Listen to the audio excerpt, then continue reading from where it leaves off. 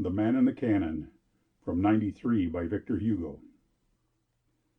One of the carronades of the battery, a 24-pounder, had broken loose. This is the most dangerous accident that can possibly take place on shipboard. Nothing more terrible can happen to a sloop of war in open sea and under full sail. A cannon that breaks its moorings suddenly becomes some strange, supernatural beast. It is a machine transformed into a monster. That short mass on wheels moves like a billiard ball, rolls with the rolling of the ship, plunges with the pitching, goes, comes, stops, seems to meditate, starts on its course again, shoots like an arrow from one end of the vessel to the other, whirls around, slips away, dodges, rears, bangs, crashes, kills, exterminates. It is a battering ram capriciously assaulting a wall. Add to this the fact that the ram is of metal, the wall of wood. It is matter set free, one might say. This eternal slave was avenging itself. It seemed as if the total depravity concealed in what we call inanimate things had escaped, and burst forth all of a sudden. It appears to lose patience, and to take a strange, mysterious revenge. Nothing more restless than this wrath of the inanimate. This enraged lump leaps like a panther. It has the clumsiness of an elephant, the nimbleness of a mouse, the obstinacy of an axe, the uncertainty of the billows, the zigzag of the lightning, the deafness of the grave. It weighs 10,000 pounds, and it rebounds like a child's ball. It spins, and then abruptly darts off at right angles. And what is to be done? How put an end to it? The tempest ceases, a cyclone passes over, a wind dies down, a broken mast can be replaced, a leak can be stopped, a fire extinguished. But what will become of this enormous brute of bronze? How can it be captured? You can reason with a bulldog, astonish a bull, fascinate a boa, frighten a tiger, tame a lion, but you have no resource against this monster, a loose cannon. You cannot kill it. It is dead, and at the same time it lives. It lives with a sinister life which comes to it from the infinite. The deck beneath gives it full swing. It is moved by the ship, which is moved by the sea, which is moved by the wind. This destroyer is a toy. The ship, the waves, the winds, all play with it. Hence its frightful animation. What is done with this apparatus? How fetter this stupendous engine of destruction? How anticipate its comings and goings, its returns, its stops, its shocks? Any one of its blows on the side of the ship may stave it in. How foretell its frightful meanderings? It is dealing with a projectile, which alters its mind, which seems to have ideas and changes its direction every instant. How check the course of what must be avoided? The horrible cannon struggles, advances, backs, strikes right, strikes left, retreats, passes by, disconcerts expectation, grinds up obstacles, crushes men like flies. All the terror of the situation is in the fluctuations of the flooring. How fight an inclined plane subject to caprices? The ship has, so to speak, in its belly, an imprisoned thunderstorm, striving to escape, something like a thunderbolt rumbling above an earthquake. In an instant the whole crew was on foot. It was the fault of the gun captain, who had neglected to fasten the screw nut of the mooring chain, and had insecurely clogged the four wheels of the gun carriage. This gave play to the sole and the framework, separated the two platforms, and finally the breeching. The tackle had given way, so that the cannon was no longer firm on its carriage. The stationary breeching, which prevents recoil, was not in use at this time. A heavy sea struck the port. The carronade, insecurely fastened, had recoiled and broken its chain, and begun its terrible course over the deck. To form an idea of this strange sliding, let one imagine a drop of water running over glass. At the moment when the fastenings gave way, the gunners were in the battery, some in groups, others scattered about, busied with the customary work among sailors getting ready for a signal for action. The carronade, hurled forward by the pitching of the vessel, made a gap in this crowd of men and crushed four at the first blow. Then sliding back and shot out again as the ship rolled, it cut in two a fifth unfortunate, and knocked a piece of the battery against the larboard side with such force as to unship it. This caused the cry of distress just heard. All the men rushed to the companionway. The gun deck was vacated in a twinkling. The enormous gun was left alone. It was given up to itself. It was its own master, the master of the ship. It could do what it pleased. This whole crew, accustomed to laugh in time of battle, now trembled. To describe the terror is impossible. Captain Boisberthelot and Lieutenant La Vieuville, although both dauntless men, stopped at the head of the companionway, and dumb, pale, and hesitating, looked down on the deck below. Some one elbowed past and went down. It was their passenger, the peasant, the man on whom they had just been speaking a moment before.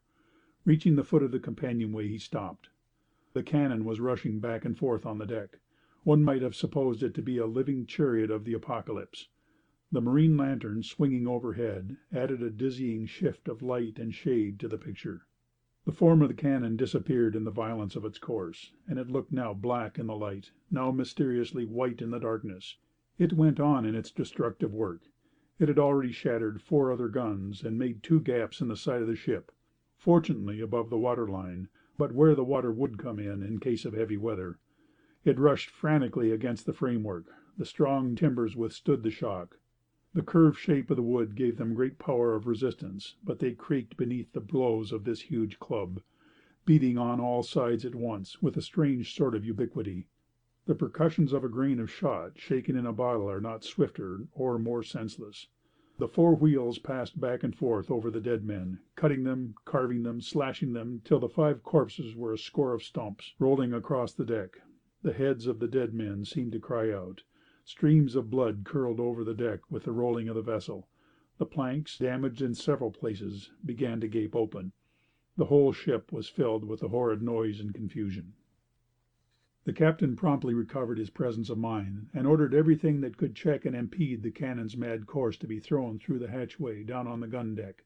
Mattresses, hammocks, spare sails, rolls of cordage, bags belonging to the crew, the bales of counterfeit assignats, of which the corvette carried a large quantity, a characteristic piece of English villainy regarded as legitimate warfare. But what could these rags do? As nobody dared to go below to dispose of them properly, they were reduced to lint in a few minutes. There was just enough sea to make the accident as bad as possible. A tempest would have been desirable, for it might have upset the cannon, and with its 4 wheels once in the air, there would be some hope of getting it under control. Meanwhile, the havoc increased. There were splits and fractures in the masts, which are set into the framework of the keel and rise above the decks of a ship like great round pillars. The convulsive blows of the cannon had cracked the mizzenmast and had cut into the mainmast. The battery was being ruined. 10 pieces out of the 30 were disabled. The breaches in the side of the vessel were increasing. The corvette was beginning to leak. The old passenger, having gone down to the gun deck, stood like a man of stone at the foot of the steps. He cast a stern glance over this scene of devastation. He did not move. It seemed impossible to take a step forward. Every movement of the loose cannonade threatened the ship's destruction. A few moments more, and shipwreck would be inevitable. They must perish or put a speedy end to the disaster. Some course must be decided on, but what? What an opponent was this cannonade! Something must be done to stop this terrible madness, to capture this lightning, to overthrow this thunderbolt. Boisberthelot said to La Vieuville, "Do you believe in God, Chevalier?" La Vieuville replied, "Yes." "No." "Sometimes." "During a tempest?" "Yes, and in moments like this." "God alone can save us from this," said Boisberthelot. Everybody was silent, letting the cannonade continue its horrible din.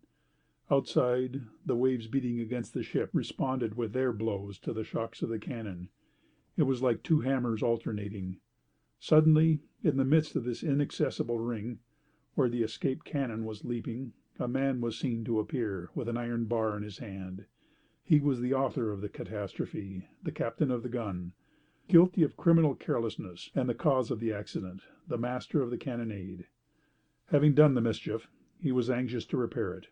He had seized the iron bar in one hand, a tiller rope with a slip noose in the other, and jumped down the hatchway to the gun deck. Then began an awful sight, a titanic scene, the contest between gun and gunner, the battle of matter and intelligence, the duel between man and the inanimate. The man stationed himself in a corner, and with bar and rope in his 2 hands, he leaned against one of the riders, bracing himself on his legs, which seemed 2 steel posts, and livid, calm, tragic, as if rooted to the deck, he waited. He waited for the cannon to pass by him. The gunner knew his gun, and it seemed to him as if the gun ought to know him. He had lived long with it. How many times he had thrust his hands into its mouth! It was his own familiar monster. He began to speak to it as if it were his dog. "Come," he said. Perhaps he loved it. He seemed to wish it to come to him.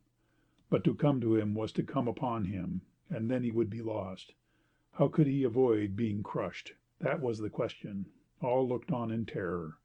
Not a breast breathed freely, unless perhaps that of the old man, who was alone in the battery with the two contestants, a stern witness. He might be crushed himself by the cannon. He did not stir. Beneath them the sea blindly directed the contest. At the moment when the gunner, accepting his frightful hand-to-hand conflict, challenged the cannon, some chance rocking of the sea caused the cannonade to remain for an instant motionless, and as if stupefied. "Come now," said the man. It seemed to listen. Suddenly it leapt towards him. The man dodged the blow. The battle began, battle unprecedented. Frailty struggled against the invulnerable. The gladiator of flesh attacking the beast of brass. On one side brute force, on the other a human soul. All this was taking place in semi-darkness. It was like the shadowy vision of a miracle. A soul! Strange to say, one would have thought the cannon also had a soul, but a soul full of hatred and rage.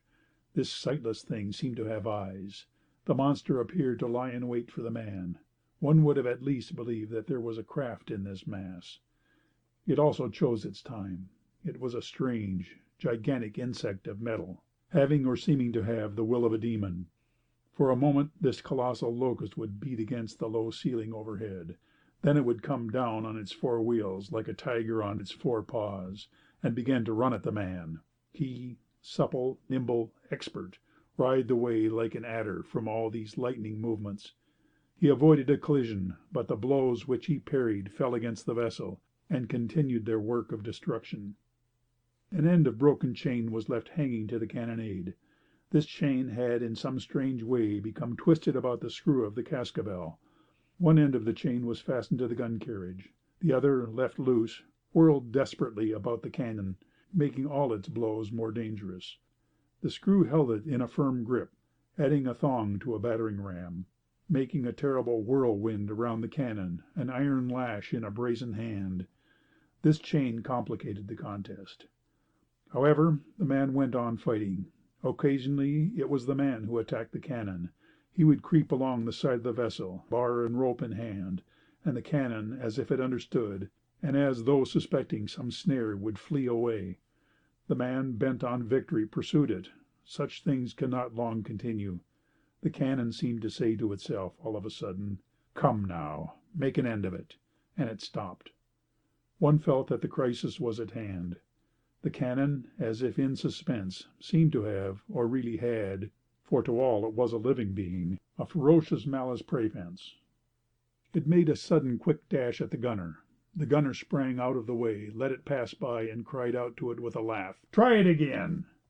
The cannon, as if enraged, smashed a cannonade on the port side, and then again, seized by the invisible sling which controlled it, it was hurled to the starboard side at the man who made his escape. 3 cannonades gave way under the blows of the cannon, then, as if blind and not knowing what more to do, turned its back on the man, rolled from stern to bow, injured the stern, and made a breach in the planking of the prow. The man took refuge at the foot of the steps, not far from the old man who was looking on.